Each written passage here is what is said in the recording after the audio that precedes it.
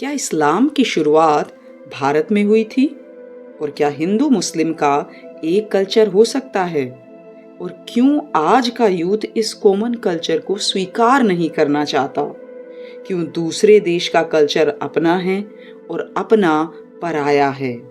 ये कई सवाल हैं जिनका जवाब हमारे समाज को ढूंढना चाहिए। इन सवालों के कुछ जवाब हमें मशहूर पर्शियन स्कॉलर अल बरूनी की किताब अल हिंद में मिलते हैं।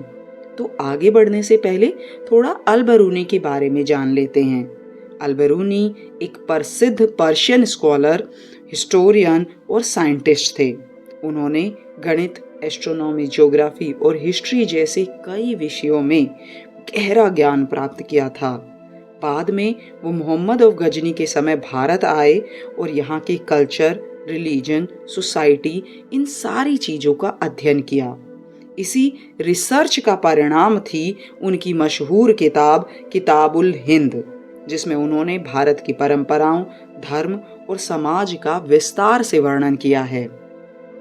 इस्लाम के अनुसार धरती पर 1 लाख से ज़्यादा प्रॉफिट्स भेजे गए हैं, लेकिन कुरान में सिर्फ 25 प्रॉफिट्स का ही जिक्र मिलता है। इनमें सबसे पहला माना जाता है एडम। ऐसा माना जाता है कि एडम को खुद ईश्वर ने बनाया था और एक गलती की वजह से उन्हें जन्नत से निकालकर धरती पर भेज दिया गया।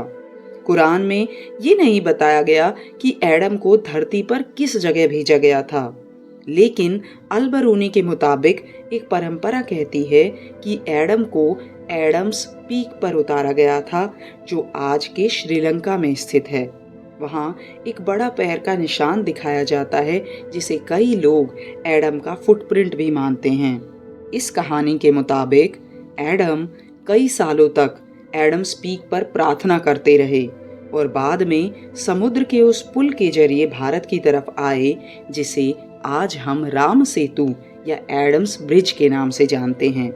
क्योंकि श्रीलंका को भी इंडियन सबकॉन्टिनेंट का हिस्सा माना जाता है, कुछ लोग ये इंटरप्रिटेशन देते हैं कि मानव सभ्यता की जो प्रारंभिक कहानी है वो शायद इसी रीजन से जुड़ी हुई हो सकती है। अल बरूनी ने हिंदू और इस्लामिक ट्रेडिशंस में कुछ सिमिलैरिटीज़ की तरफ भी इशारा किया है।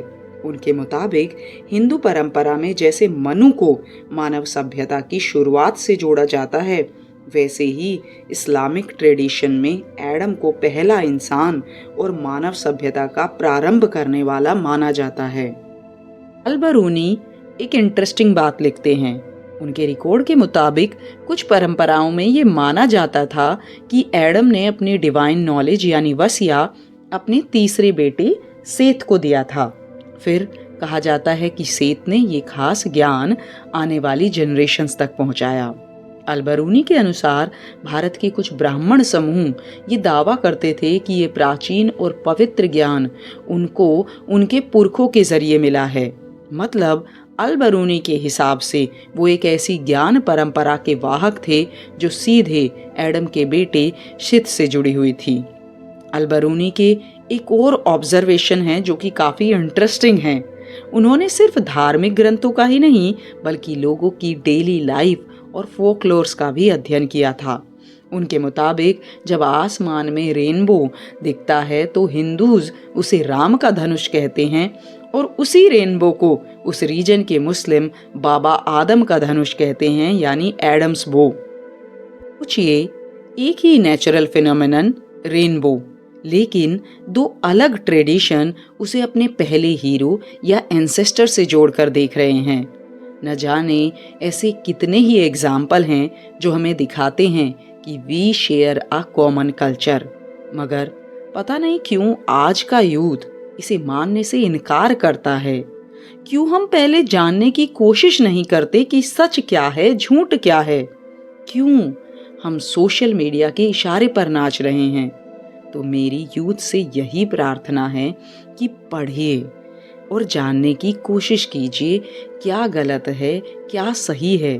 खुले मन से अपनी गलती स्वीकार कीजिए और उसे सुधारने का प्रयास कीजिए। तो आज की वीडियो से हम यही सीखते हैं कि हम जानने का प्रयास करेंगे, हम पढ़ेंगे खुद से और फिर अपनी विचारधारा बनाएंगे।